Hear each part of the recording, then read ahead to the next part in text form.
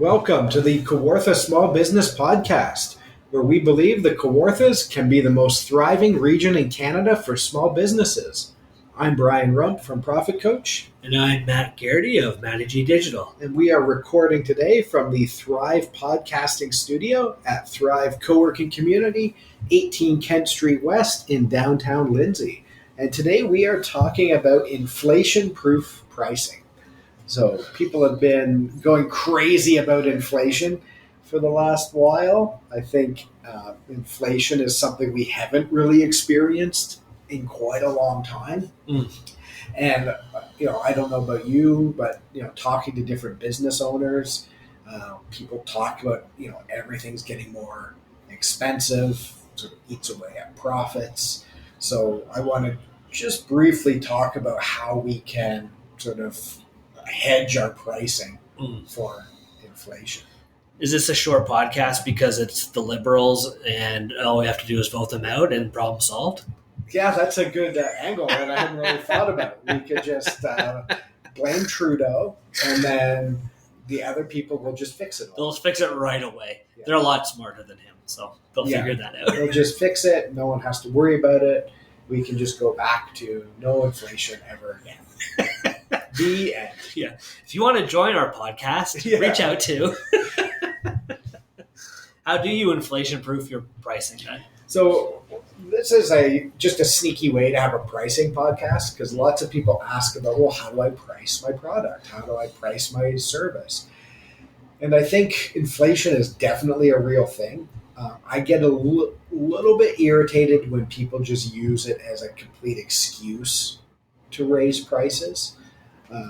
It does impact your input costs, but usually when people sort of panic about it, it tells me they haven't really thought about their pricing.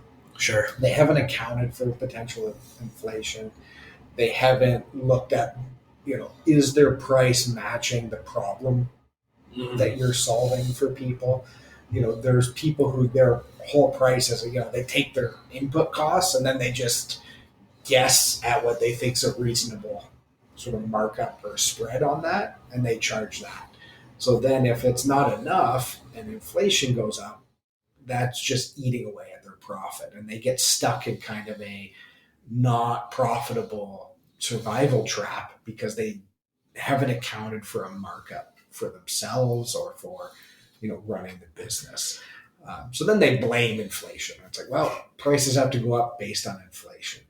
I don't think people consider every aspect of everything, which is hard to do for people to understand all the different things you have to account for. And even inflation aside, you're going to forget about stuff. When I first started at Matty G Digital, I was forgetting to price my time for calls every month. So I think some people are sometimes upset by the fact that I'm selling time. Sure, I'm selling expertise and everything, but it's my time. And at first I did so much social media marketing for people that I just was pricing the writing the descriptions, doing the images for the descriptions, scheduling the descriptions, and I guess the time to think about all of it, right? Yeah. But then I was doing monthly calls with people. I was like, oh, I forgot to price that. Yeah, you forgot that big piece of value, or you forgot strategy, or you forgot that you need to make 10 calls to people who say no. So it's not some people are like, oh, $20 an hour, that's good. But you don't realize that, oh, actually this took you, a bunch more hours to do. And then you think, for me in that aspect, just to keep people thinking about, you're not to say you're forgetting about stuff, but you are.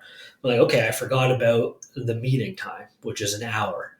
But then I forgot about the time it took me to travel there and the time it took me to travel back. And I forgot to think about the time it took me to prepare for that meeting. And then I forgot about the time that I forgot to debrief or whatever after the meeting, because there's next steps from all those meetings. You forget about all those little aspects.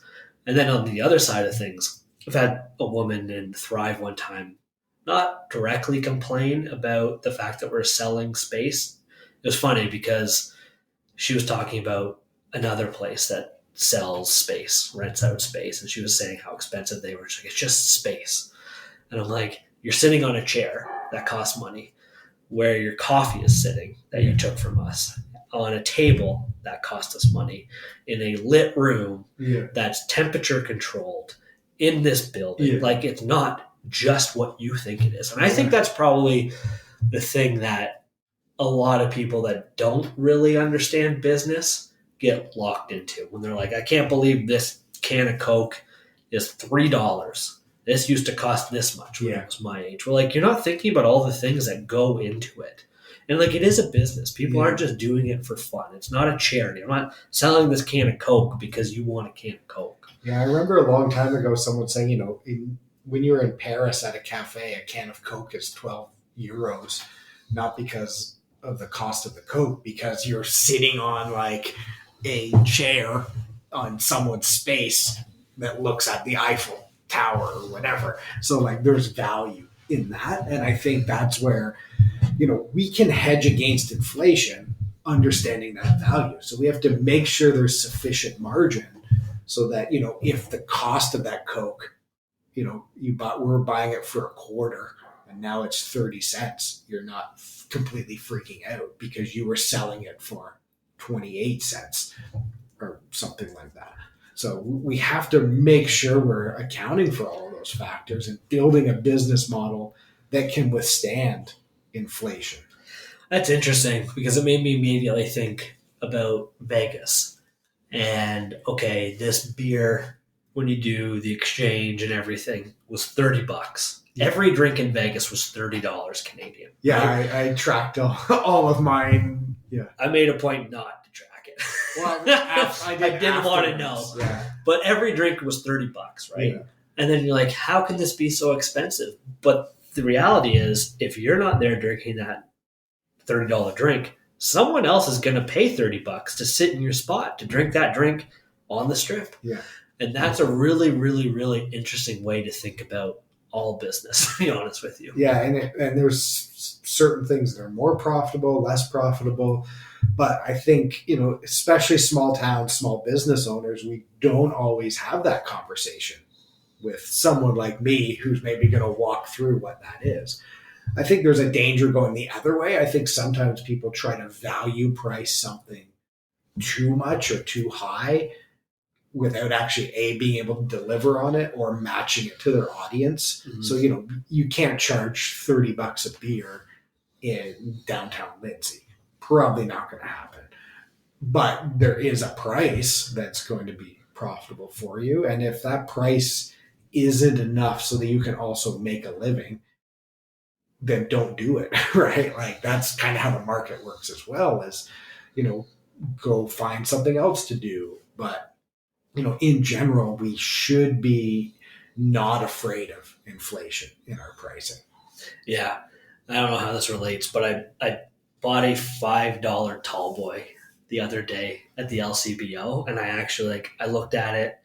It was the beer that I wanted. I went in there for this beer. Like, it was there last time. I didn't look at the price. This time I was like, sweet, it's still here. And I went and I grabbed it, and I was like, oh, $5? I had no idea. Yeah. But I was like, the value's there. Yeah. I love this beer. It is just delicious. It is perfect. Bellwoods Brewery. Yeah. Coffee, a stout with coffee, I think they call nice. it. I had it 2 months ago there, and it was just beautiful. And it showed up at the liquor store, and it's the best. But once you know what it is, what that value is, it's just, you don't really care anymore. I guess it's similar to Sweet Kitchen.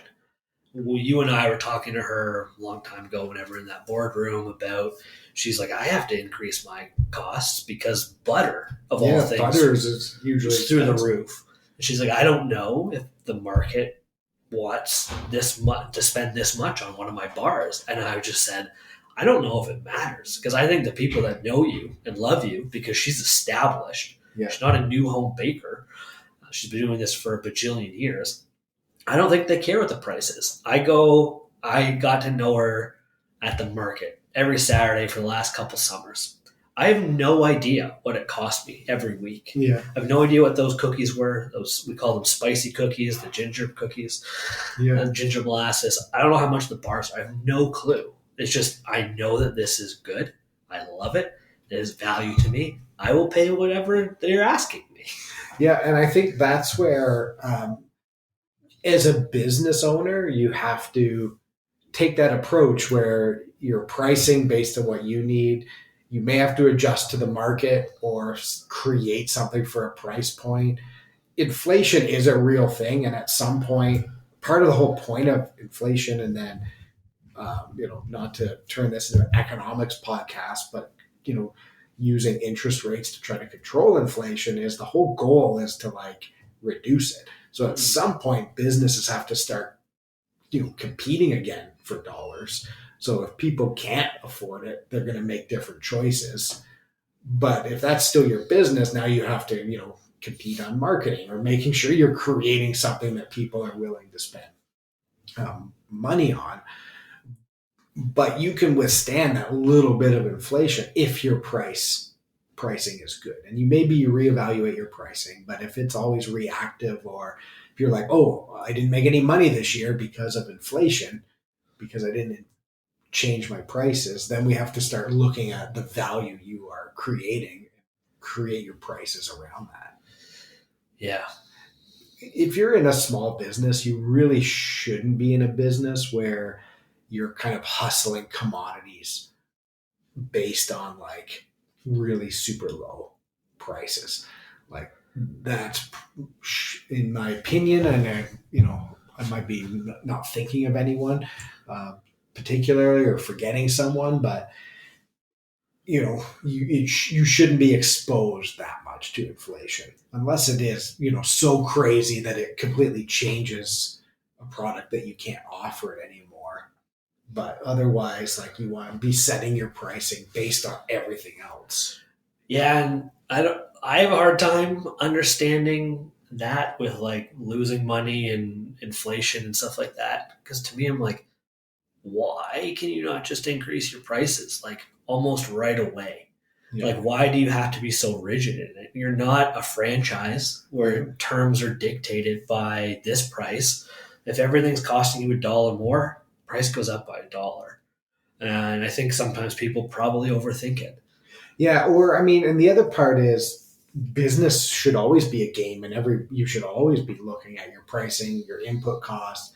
People are always trying to do things better, faster. You can adopt a new technology maybe that eliminates some, labor or other costs. Like, it's not just inflation. It's like all of these things together that should impact your pricing. And at the end of the day, it's an exchange of value for money. So you go into the farmer's market, it's not about where can I find the cheapest cookies. It's about how do we, we call them spicy cookies. Like, that's a family thing in memory. It's not about, oh, sorry, kids, like, these were $2 this week, and, usually they're $1.75. So we're going to now go to the grocery store and buy some Our Compliments, ginger snaps that are not even really the same thing. Yeah, and maybe we're not being sensitive to people's financial situations. I think that's... there's a base level of truth to that. Yeah. I think most small businesses, again, we might not be set up to serve that market. There's people who inflation definitely hurts. They have less money. But when we have less money, we make different choices. So maybe you have to add a product that is a smaller price point or a lead up to it. Like, that's another decision. But when people are just don't change their prices because they think, well, I just can't do it because of, my customers don't like it, but it's at your detriment. We want to make sure that we're not being surprised. Oh, for sure. Yeah. And like you said, you have to be willing to be agile and ready to adjust things. And if you're not ready at the drop of a hat to make those changes, like, are you really a business owner? Right. Yeah, and make those tough decisions. And pricing is hard. We get a lot of requests. This is our first step of looking at pricing. People talk about, well, how do I price stuff? Like, what do I do with my prices? It's hard. You got to look at the market. A lot of us are, doing things a little bit different. So we're not really comparing apples to apples, right? We're creating value. So you have to really price it based on A, your costs, and B, how much you want to make as a small business owner. We're not a franchise. We're not kicking up to the top like franchise models are. So as a small business owner, you have to, make it work with all of those things together. And inflation, I guess, we shouldn't be super worried about it. And yeah, like maybe you get to the point where you recognize, okay, I need to sell something for this, and you better hope that you're comfortable selling it like that. Yeah. And hopefully you're not selling bananas, or you're really passionate about selling bananas, right? Yeah. Or bananas is a whole other, not everyone's going to set up a banana republic for you that's specifically around selling your bananas. Like, you have to find ways to compete and do things. So awesome. Well, if you have questions about this, if you want to talk specifically about the pricing in your small business, again, everyone's a bit different, but we would love to dig into that a little bit for you. You can send us an email to setitup@kawarthasmallbusinesspodcast.ca.